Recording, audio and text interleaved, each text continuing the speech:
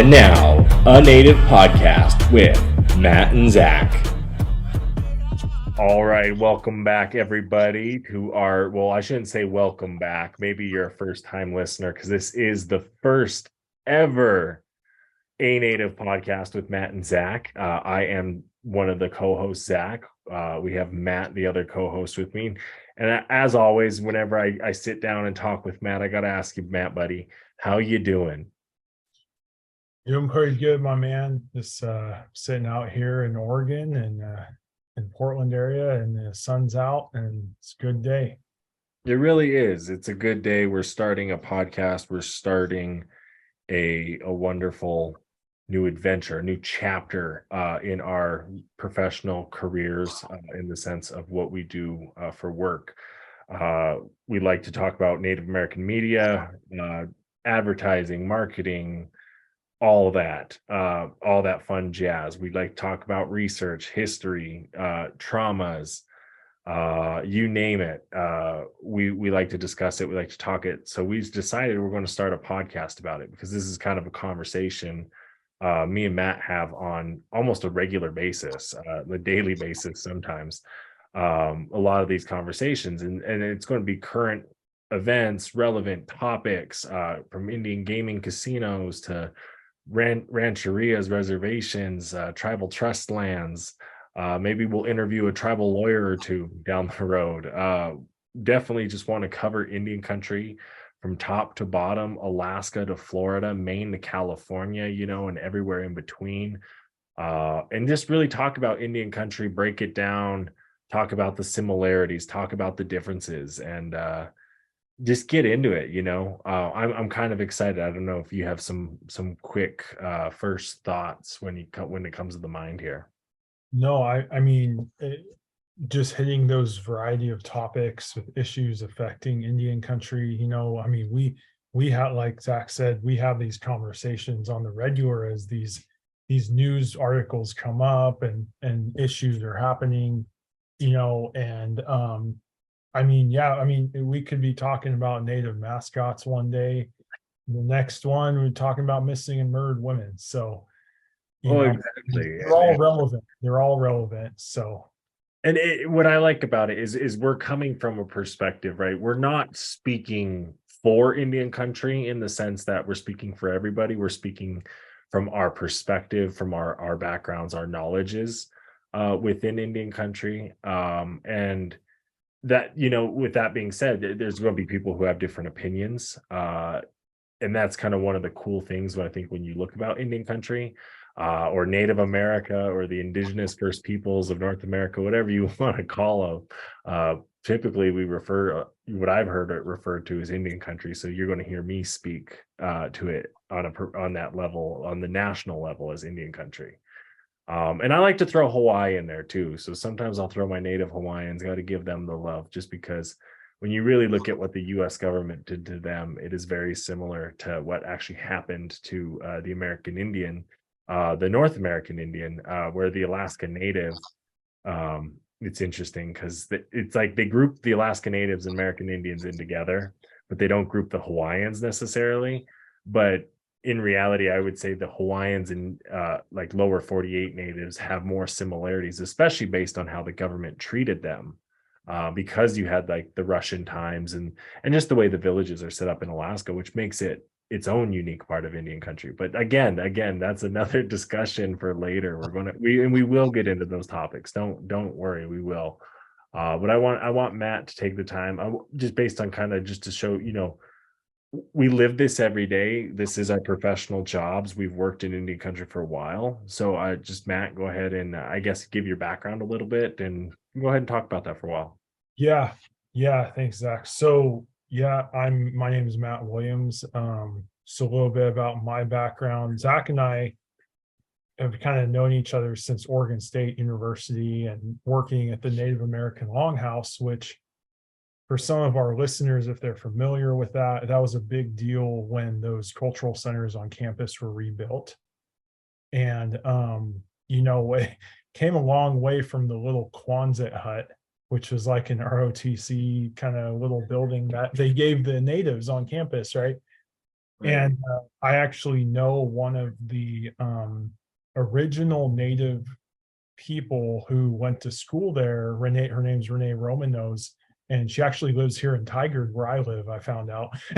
So it's like random you find these things out, but she was one of those founders as a student, of like, we're gonna get a native club together, and get some things going on campus. So anyway, kind of long story short there, we met each other, and we found out we had a lot of commonalities, not just with native stuff, but with traveling and nature and different interests that we were passionate about, right? But I'm a member of the Oglala Lakota Nation, Pine Ridge, South Dakota. I think it's the fourth or fifth largest tribe, somewhere in there. I'd have to look back and check on that, but so and I didn't grow up on the res. I grew up in Southern Oregon. It's an area known as the state of Jefferson to some. So, just interesting, like long story short there, my dad was adopted when he was a year old by a non-native family and adopted off the reservation, as many kids during that time period were before Indian child welfare. So for me, Oregon State and the Longhouse kind of launched me into getting involved with the native community, learning about my heritage, and really reconnecting in a sense. But now I'm at this point, now I'm working within Indian country, spent some time in Montana, going to school, Idaho. So really the traveling I've done, as well as involvement in the community, is like enhance my education, as well as my own background, and reconnecting with family too. We've never met. So what is your just to tell people what your official degree at Oregon State was, because you did get your bachelor's there, and then you received master's credit at Oregon State as well. So what yeah were those two? yeah so the first degree, I got a bachelor's in ethnic studies is the program, and then you choose your emphasis. So you choose Native American or Latino, Latina, or Asian or whatever. And I chose Native American, obviously. And so, that was really kind of a foundational, like your education's kind of like a foundation of like building something, right? So that's just kind of, you gotta know your history, know your future. So that was my bachelor's. My master's, I've been gradually working on that, but that is more focused on health disparities and historical trauma with the Lakota people, kind of tying it all in. Really passionate about that. I'm into the like traditional foods, and I know I focused a lot on the bison restoration, specifically as a food source with Native people in the plains. So and yeah, so I mean, I don't want to take too much, but just Well, yeah. Well, and then from there, you were a native student advisor at the North Idaho College. Yep. That college has currently lost its what do you call it? The accreditation. And when you were there, it was good. Yeah, well, it was the start of COVID year when we started working from home halfway through that school year. And I remember I'm like, man, North Idaho is a rough place to be a native, because my students were there too, and in Coeur d'Alene, a lot of them Coeur d'Alene, Spokane, those Right. groups, right? And they, they're like, yeah, we just kind of deal with it, like it's not an easy place to go to school when there's not a lot of support for diversity. And I was just telling your dad that today when he came over about North Idaho. But yeah, so I've been in the plateau region working, I've been in the plains area, visited the Southwest. We were just at Gathering of Nations, traveled quite a bit, been to Hawaii, been to Mexico where there's indigenous people even. So, just seeing this, like, wow, like native Turtle Island, North America, indigenous folks is so diverse. So much. It's definitely interesting, for sure. I mean, and it gives you the background, kind of a little bit of taste of Matt, who he is, where you kind of spent your time, and then in what 2021, 2020, you joined the G&G team and kind of helping us with what we do in Indian country, and it's been good working on a lot of those health promotion campaigns, figuring it out. We got some research coming up this fall with the FDA for anti-smoking. So anti-vaping, not smoking necessarily, but will be some good research definitely come. Both I heard we're going to do some focus groups, and Matt will be heavily involved with that. So that'll be interested to see. But to introduce myself, I am Zachary Gray. I am an enrolled Little Shell Chippewa member here from the state of Montana. My uncle is the current chairman of the Little Shell tribe. My dad is the founder of G&G Advertising, which is the first Native American advertising agency in the US, full service, and we've been going at it for 25 years strong there. My grandfather, just history on him, he was a big founder of a lot of Native American education. He was a superintendent at Heart Butte schools, Mescalero schools, at Chemawa boarding school in Salem there. He was one of the first Native American horseback park rangers in Glacier Park.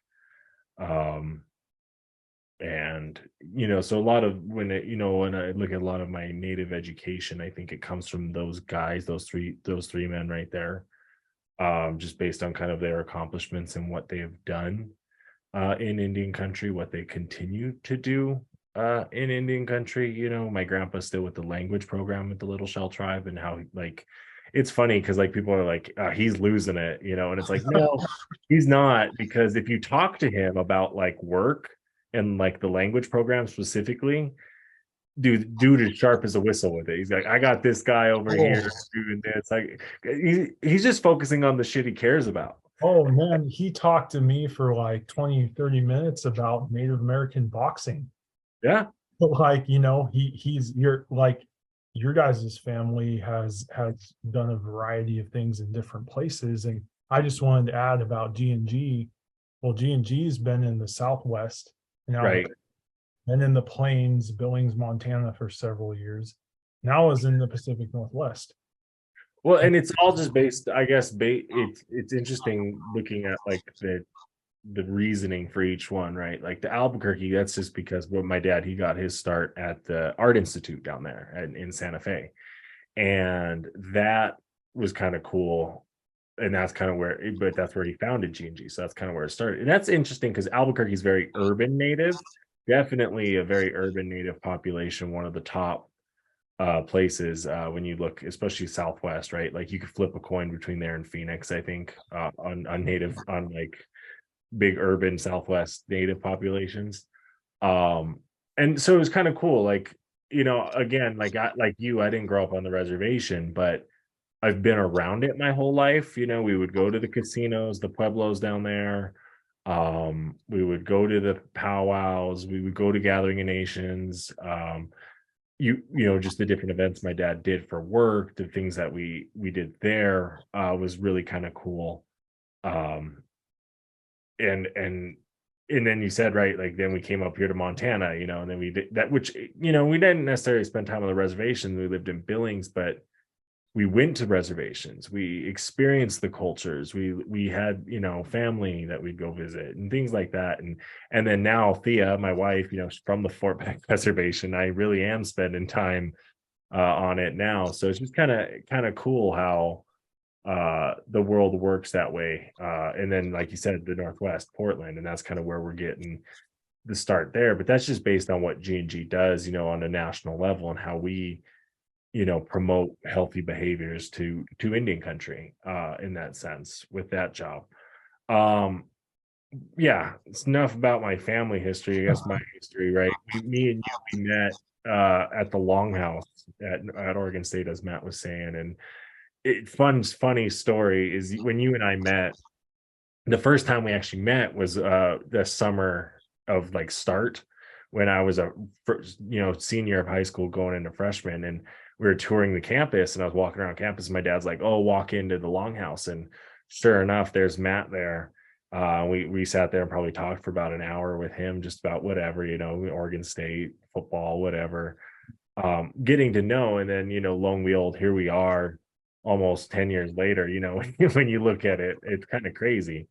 But that is, I mean, that's the story of Indian country too. That's how small it is. When you want to be involved, that's when you want to get into it and do the right things and help, I guess, our people. We all feel that way. I think when you talk about anybody, from Deb Holland down to, the guy flipping burgers in Wolf Point, like they all want to do something for Indian country, right? They want to better their people, they want to better their tribe, their reservation. And I think, you look at some of those things that unite us, historically, like Standing Rock, which you actually were able to attend.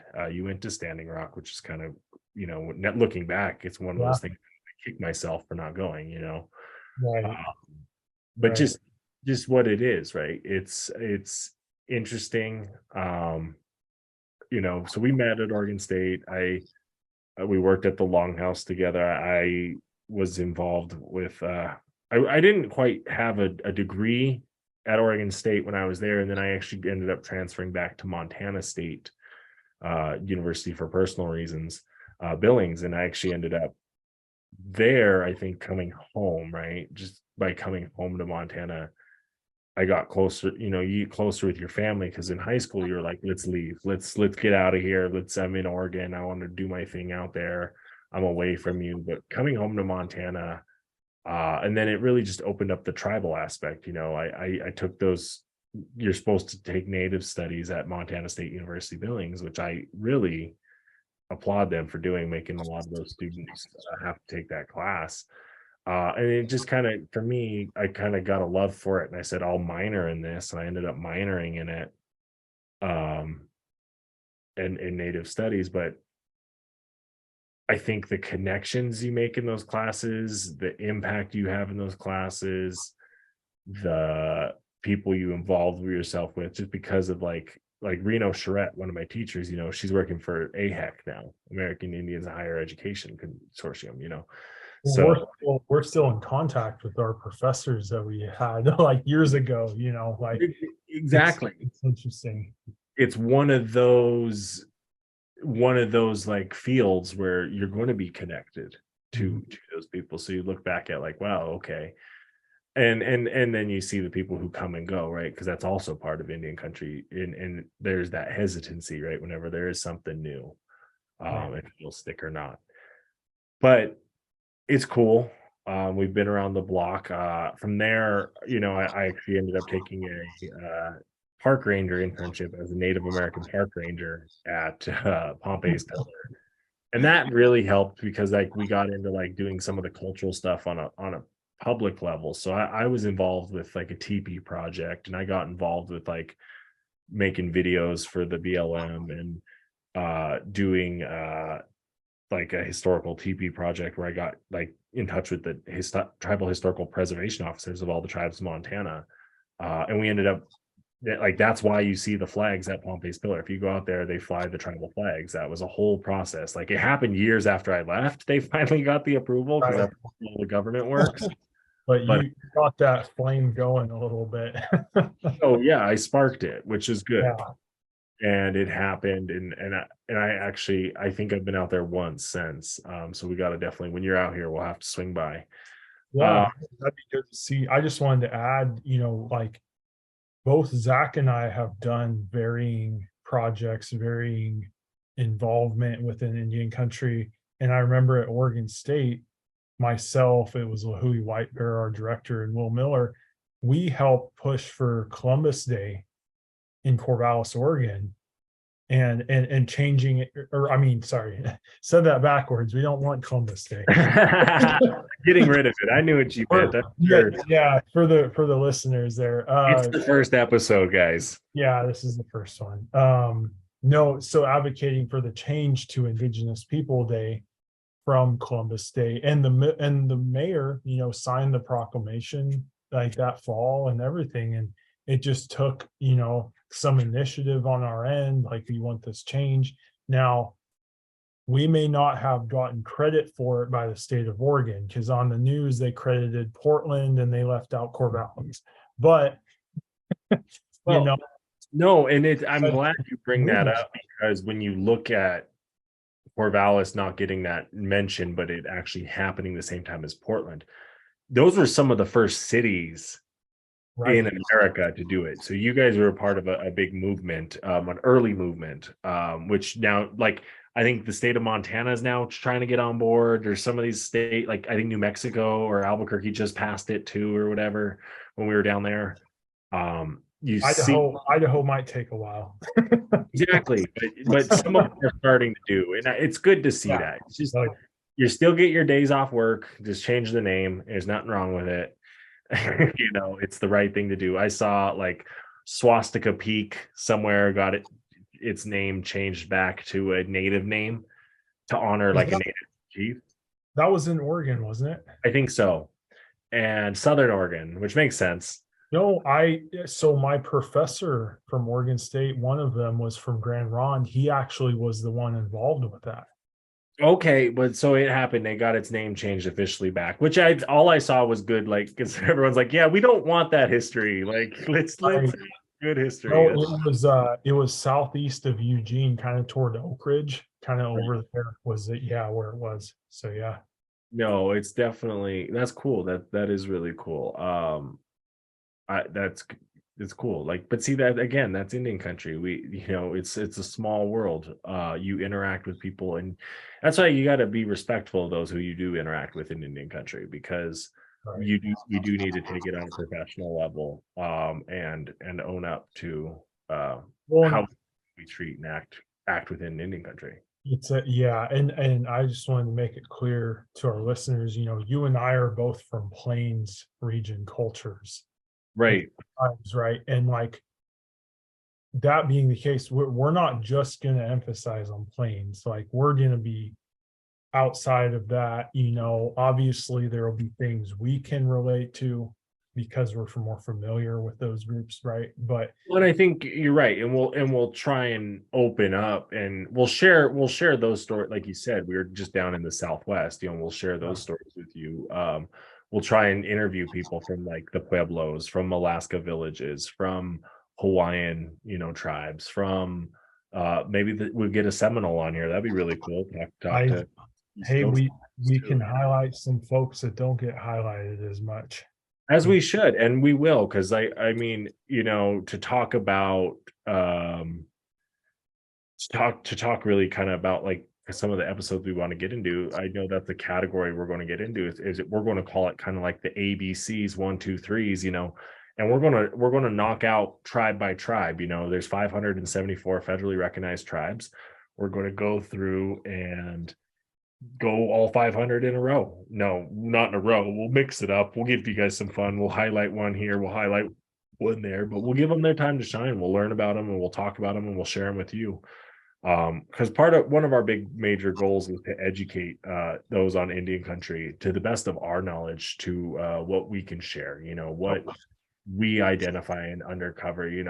For example, working on the census campaign, one of the biggest issues we face. Tune in every Tuesday to hear your favorite Native podcast. That's right. A Native podcast has new episodes every week, ranging from boarding schools to Indian child welfare. Not only that, but we have Indian country covered from Maine to California and Florida to Alaska, Hopi to Blackfeet and Choctaw to Tlingit, and all those Crees in between. And all you other natives and non-natives out there, we want to remind you to tune in this Tuesday to A Native podcast. Did you know there's a new Native apparel company? No, I did not. It's called Shop LS 574, named after the 574 federal tribes and the Little Shell descendancy of its founders. Wow, that's really cool, man. It is. It is becoming a spot to order Native apparel by and for natives, working with Native designers and teams to help best represent Indian country. That's awesome, dude. For sure. Now make sure to go pick up some Native podcast swag as well as other Native gear while shopping at shopls574.com. Oh, yeah. And do not forget to use code ANP10 to save on your next order. That's ANP10. Is your res runner in need of new lights? Well, look no further than our friends at Oxteo, an industry leader in LED lights. Make sure to use code RUGARU on your next set of lights. That's RUGARU. Hey Matt, did you know there's a tribally owned net company? No, I did not. Not only are they tribally owned, but Blue Ribbon Nets also creates totally sustainable products. With Blue Ribbon Nets, not only are you getting quality nets, but even eco-friendly ones as well. That's awesome, dude. It sure is indeed. Make sure to use code RUGARU10 on your next Blue Ribbon Net order to save. Again, the code is RUGARU10, RUGARU10. I am definitely getting a Blue Ribbon Net now. With the census, and you hear it with like IHS is like, oh, we're underfunded. Well, part of the reason is they only take the alone number of American Indians on the census data. So if there's only 2 million natives checking the box alone, funding is based off that 2 million because that's the census data they use. So we were encouraging people I was encouraging people during the 2020 census that I knew to say, no, if you're native, mark that because you get those services and that really does help and it benefits your people. Where the 2 or more races kind of gets fuzzy. They just get thrown. This is an issue, Zach, from Indian Health Service to college enrollment numbers to anywhere there's data. They just get thrown into multiracial. And you hear we always talk about just how Indian countries that way we're some of the most studied subjects because people like to study natives, that this data, there's so much data. So it's an important topic. It really is. Yeah.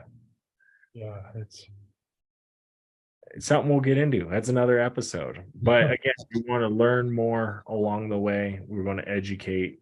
We're going to discuss some relevant topics. We're going to talk about the things that are relevant in Indian country, especially like Deb Haaland getting Secretary of Interior or Chuck Sams being the first director of the national parks. And then like, not only that, like you notice, like, I know people are like, they're shitting on Biden in the Biden administration, but Deb Haaland's a part of that administration and the national park system has just been hitting bangers since 2020. You know what I mean?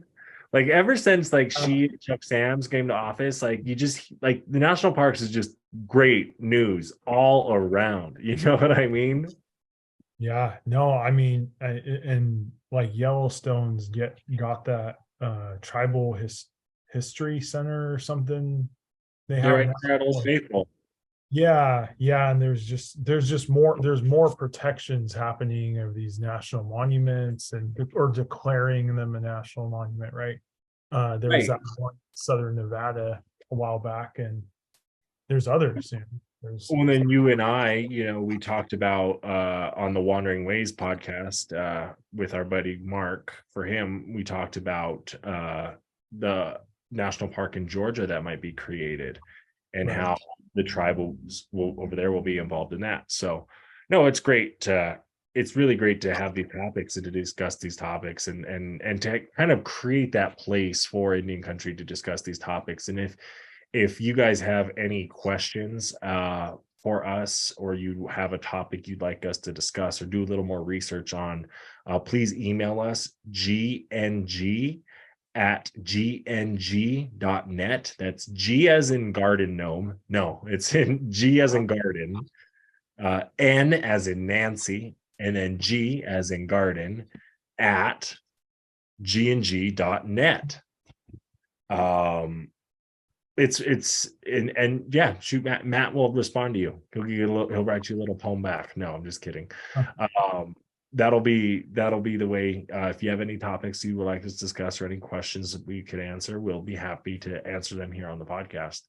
To our knowledge, and we're happy to learn along the way, because there's a lot of things, you hit on some topics, we'll talk about IHS, we'll talk about different organizations like Portland Area Indian Health Board, we'll talk about different tribes, talk about just like the truths for our Indian people, Indian country, what we can, to our best of knowledge, what we can do to help. I think that's kind of the biggest thing is, part of this is like, what can we do to help? What can we do to help spread the message? You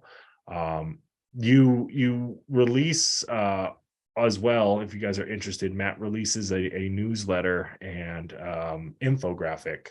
The infographic comes out monthly, the newsletter bi-monthly. It's called The Storyteller. It's produced by G&G as well.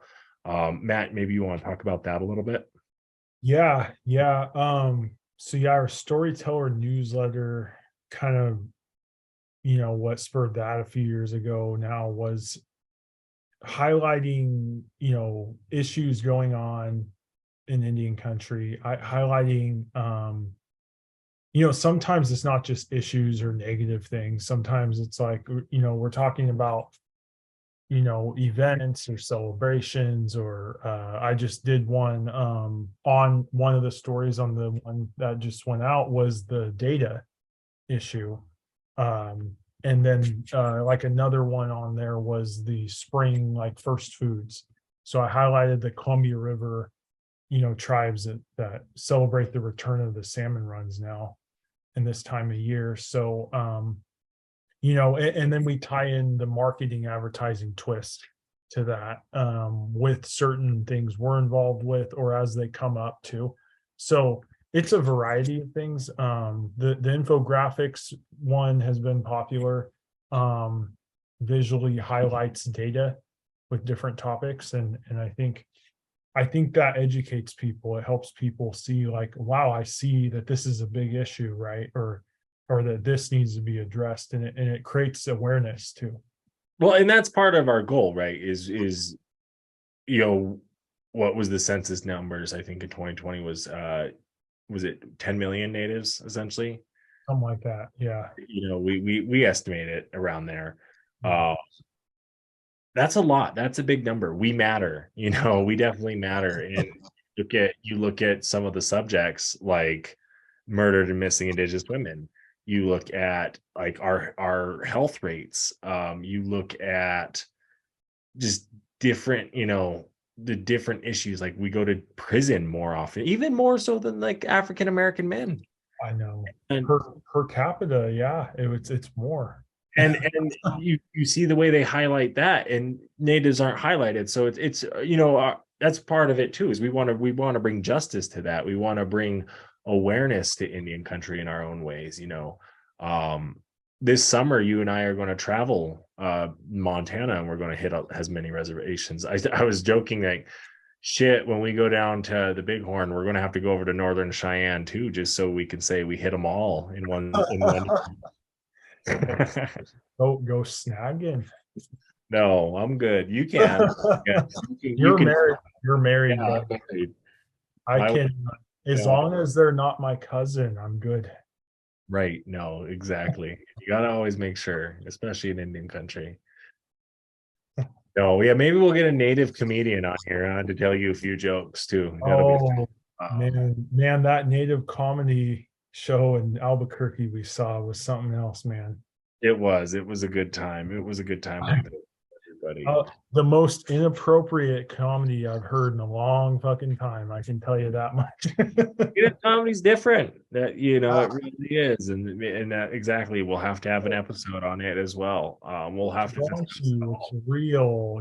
Some of the white viewers on here might not like it so much, but it helps you understand who we are. It does. It really does. I mean, it's funny because people, a lot of people look into Indian country in the ways they do of like, oh, there are people, and it's interesting because this really comes from the European mindset, and it's interesting because like my mom's white and grew up right.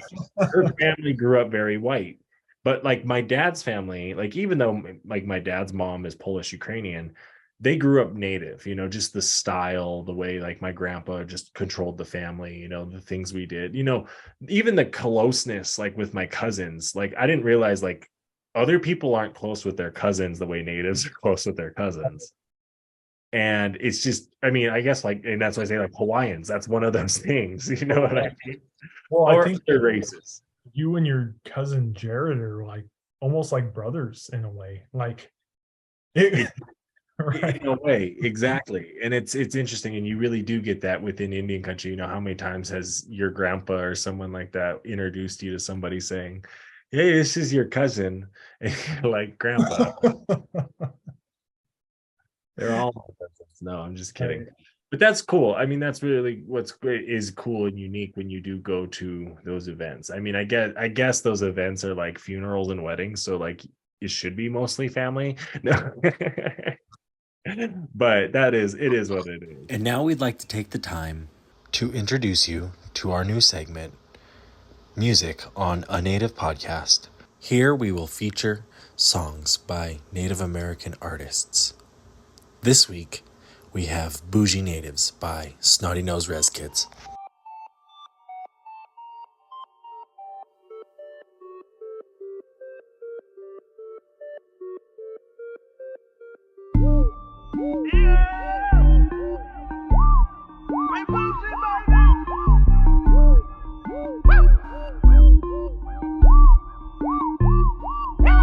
We them bougie natives. I got turquoise on my red. We them bougie natives. 5 rings up on my fist. We them bougie natives. Big hat with the brand. We them bougie natives.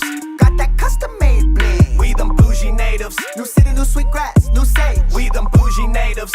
Pour my knowledge in my brain. We them bougie natives. New city, new sweet grass, new sage. We them bougie natives.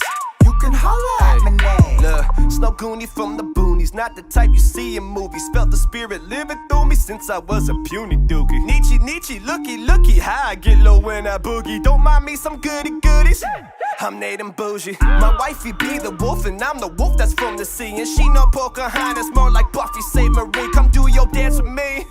I dip, you dip, we dip. No, it ain't blasphemy. I sip, you sip, we sip with Nisi cut. I stand and rock with all my suit without the wooses. Me and bro came out the womb. Nietzsche 1 and Nietzsche 2. We very indigenous people. We some VIPs. I'm a blood thicker than Ulick Grease. Nietzsche, please sing your song. This my jam. Got my fam all going ham for the land, not the gram. Statement A is who I am. We choose copper over gold. Praise the elders. I remember what I'm told. Never turn your back on home. We them bougie natives. I got turquoise on my red. We them bougie natives. 5 rings up on my fist. We them bougie natives. Big hat with the brand. We them bougie natives. Got that custom made bling. We them bougie natives. New city, new sweet grass, new sage. We them bougie natives. Pour my knowledge in my brain. We them bougie natives. New city, new sweet grass, new sage. We them bougie natives. You can holler at my name. Hey, ho. Can't you tell them woke? The smoke shop is closed. Can you tell your boys dope? Man, I'm spending like I made it, and I'm smudging cause I'm broke again. Always running late, I hope the liquor store is open. I got carvers, weavers, beaters, and designers on my team. I got braiders, hella famous that I'm signing to my team. In my limousine, gonna look steezy. Next to mine, Digi Queen. Yeah, that's my Moose McGee. I know ballers, I know chiefs, I know riders from the east. I know educated natives down to picket in the streets. Middle fingers to police. Fuck you, we come in peace. I know red skin hippies that be giving me the creeps. I know beauty, I know beach, I know savages and freaks, and I know a couple cousins even bougier than me. No, ain't elite, bougie native, yes indeed. Art exhibit to the club, and we roll it 20 deep. Copper on my neck, gold on my ring, feather on my hat, skin stitch chin. 100 warriors on my back, they be drumming when I sing. Man, there ain't no way around it. I'm a bougie native. I got turquoise on my red. We them bougie natives. 5 rings up on my fist. We them bougie natives. Big hat with the brand. We them bougie natives. Got that custom made bling. We them bougie natives. New city, new sweet grass, new sage. We them bougie natives. Pour my knowledge in my brain. We them bougie natives. New city, new sweet grass, new sage. We them bougie natives. You can holler at my name.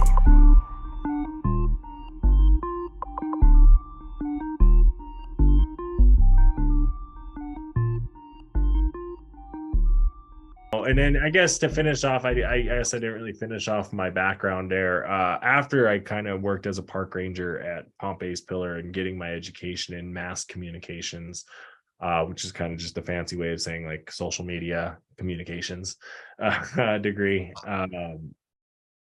I got my minor in Native Studies.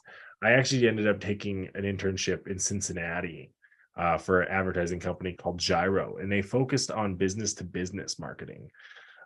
So kind of like, the companies that sell to the wholesaler, in a sense. You're a dealer who sells a bunch of farm equipment, farm tractors, farm implements, but we're John Deere. We got to make ads relevant to you. So that's kind of what I learned and focused on there.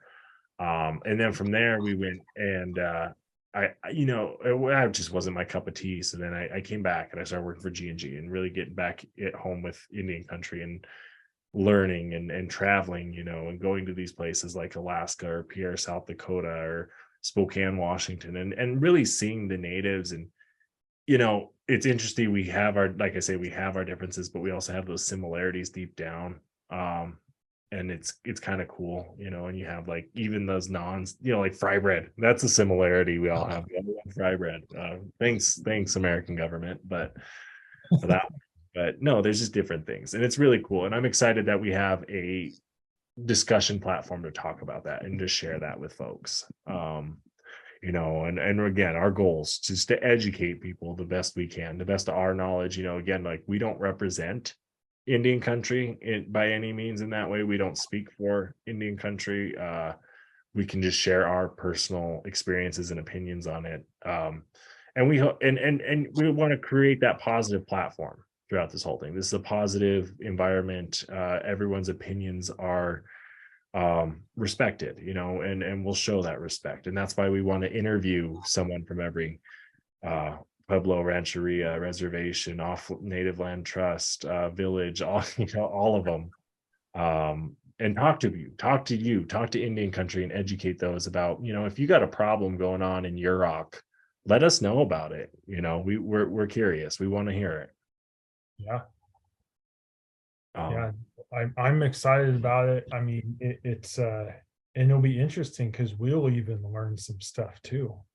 Right. No, and like you said, one of the things we do is we have our own little breakdowns internally of work of how we break down a tribe and how we can better learn and understand them. And we're happy to share that with you guys along the way. So I don't know, Matt, anything real quick here as we wrap up this opening intro? I know it's kind of a short intro, but we have it's good. I like the direction of where we're going.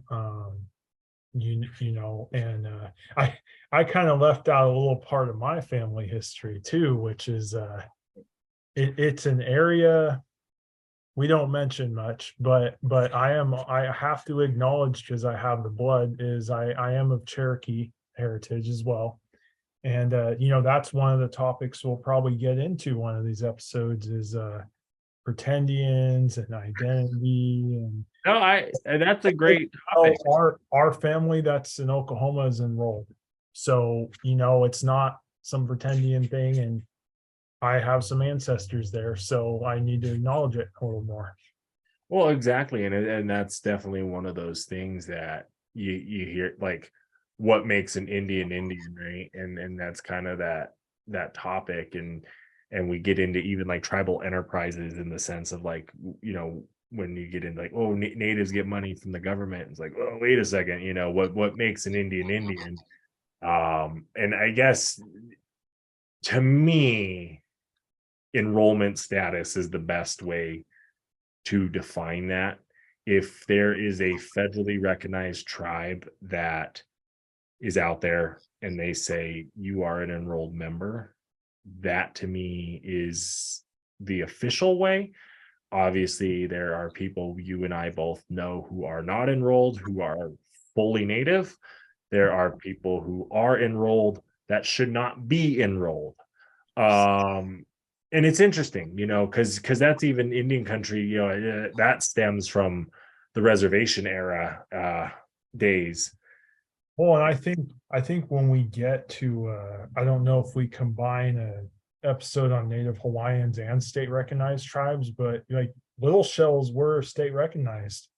Yeah. What does that mean? Right. And what does that mean now that we're federal, right? Or, and we've been federal for a while now, but you look at like Cowlitz up in Spokane, they were, same issue in like 2001, they become federally recognized, right? You look at that, you see those things, and it really just like it happens, and it needs to be discussed. We need to talk about it, because like the Little Show, when you really look at our struggle, man, there's a whole book. It's called Under One Robe. It's a really good book written by Nicholas Fruman, and It's basically your guys' history in one book. yeah, essentially. and it's the 100 years of just Yeah. little shell people saying, no, we're not going to bend over to the federal government. We're not going to accept that. We're not going to accept that. We want you can do better. You can do better. And finally in 2019, we got our federal recognition, because it turned interesting how like World War I, World War II, those kind of things roll around, history does its stuff, and certain things just get pushed aside. And a lot of Native issues do get pushed aside. And I think that's where, I hear Reno saying it right now. Just the new warriors are in the courtroom. The new Native battles are fought in the courtroom. That we don't need to be fighting out on the prairie. Let the lawyers do the fighting for us. And they really do. And it's really interesting to see, Native law. Oh, talk about a degree. Oh, that's, man, props to those people, man, because there's some heavy hitters and some hardcore men and women going in that we need to go in there and fight those battles. That's good, and it really is, and it's good to see. It's exciting to see. I guess we're going to wrap up here soon. Any final thoughts? Any good wishes? Any what going forward and into the ending here? Yeah, a lot of it, kind of to end it, and coming up this weekend's Mother's Day, so everyone get your mother a gift. But we come from women, the Mother Earth, just remember to acknowledge your mothers this weekend, and our tribes, and the things happening to women. So just wanted to highlight that. I like that. Even though this is our debut episode coming out in August, but I like the message. We're practicing. Sorry about that, listeners. You're gonna be like, wait, Mother's Day was back in May. What's he talking about? See, someone might be tuning into this episode next year in like May, so it might work out. So you never know. So thank you for tuning in. Prepared for Mother's Day months ahead of time. And if they made it this far, thank you guys so much. We appreciate it. We're excited to talk about the different topics, get into interviews, talk about the tribes, talk about Resball, all the different things. That series is coming out on Netflix here soon. So I'm sure we'll have an episode dedicated to that. So I'm excited. Maybe we'll talk about Res Dogs. Maybe we can get one of the Res Dogs on here. We'll see. We'll try. But until next time, everybody. I know ballers, I know chiefs, I know riders from the east. I know educated natives down to picket in the streets. Middle fingers to police. Fuck you, we come in peace. I know red-skinned hippies that be giving me the creeps. I know beauty, I know beach, I know savages and freaks. And I know a couple cousins even bougier than me. No, ain't elite, bougie native, yes indeed. Art exhibit to the club, and we roll it 20 deep. Copper on my neck, gold on my ring. Feather on my hat, skin stitched chin. 100 warriors on my back, they be drumming when I sing. Man, there ain't no way around it.